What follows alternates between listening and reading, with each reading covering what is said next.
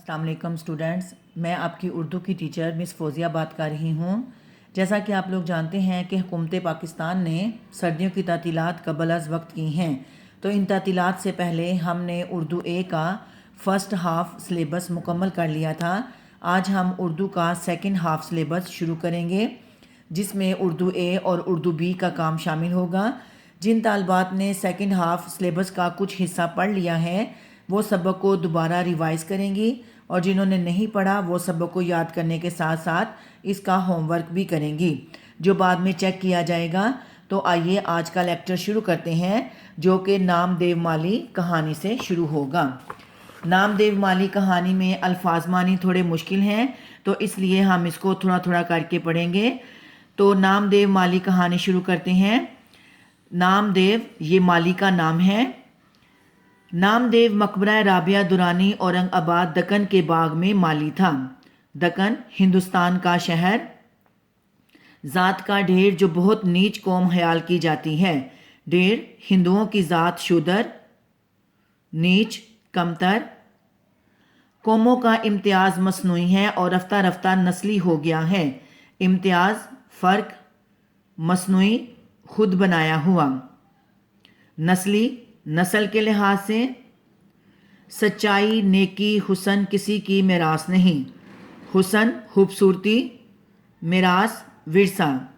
ये खूबियाँ नीची ज़ात वालों में भी ऐसी ही होती हैं जैसी ऊंची ज़ात वालों में। कैस हो, कोहकन हो या हाली, आशिकी कुछ किसी की ज़ात नहीं। कैस मजनू, कोहकन पहाड़ खोदने वाला, हाली शायर का नाम। आशिकी कुछ किसी की ज़ात नहीं, यानी हर कोई अपने मकसद से इश्क कर सकता है। मकबरे का बाग मेरी निगरानी में था। निगरानी, देखभाल।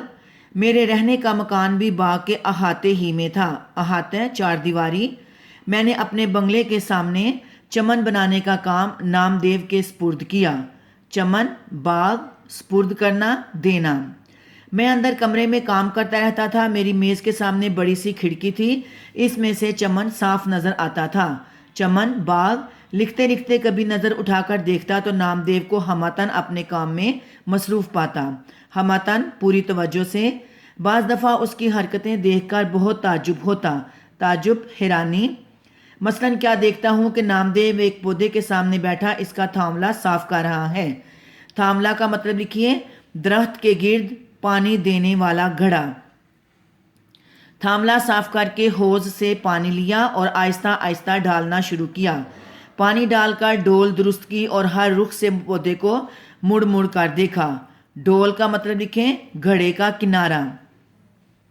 घड़े का किनारा दुरुस्त किया, हर रुख, हर तरफ। फिर उल्टे पांव पीछे हटकर उसे देखने लगा। देखता जाता था और मुस्कुराता और खुश होता था। ये देखकर मुझे हैरत भी हुई और खुशी भी। काम उसी वक्त होता है जब उसमें लज्जत आने लगे। बेमज़ा काम नहीं, बेकार है। लज्जत, मज़ा, बेकार, उजरत के बगैर काम लेना, यानी ज़बरदस्ती काम लेना।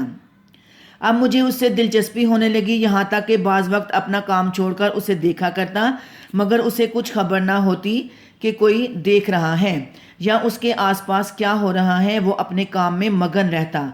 मगन, मसरूफ़। उसके कोई औलाद ना थी। वो अपने पौधों और पेड़ों ही को अपनी औलाद समझता था और औलाद की तरह उनकी परवरिश और निगहदाश्त करता। निगहदाश्त, देखभाल। उनको सरसब्ज़ो शादाब देखकर ऐसा ही खुश होता जैसे माँ अपने बच्चों को देखकर खुश होती है। शादाब, तरोताज़ा। वो एक एक पौधे के पास बैठता, उनको प्यार करता, झुक झुक कर देखता और ऐसा मालूम होता गोया उनसे चुपके चुपके बातें कर रहा है। गोया का मतलब लिखिए, जैसे। चुपके चुपके, आहिस्ता आहिस्ता। जैसे जैसे वो बढ़ते और फूलते फलते उसका दिल भी बढ़ता और फूलता था। फूलते फलते, परवरिश पाते।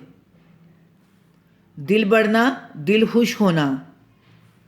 उनको तवाना और टांटा देखकर उसके चेहरे पर खुशी की लहर दौड़ जाती।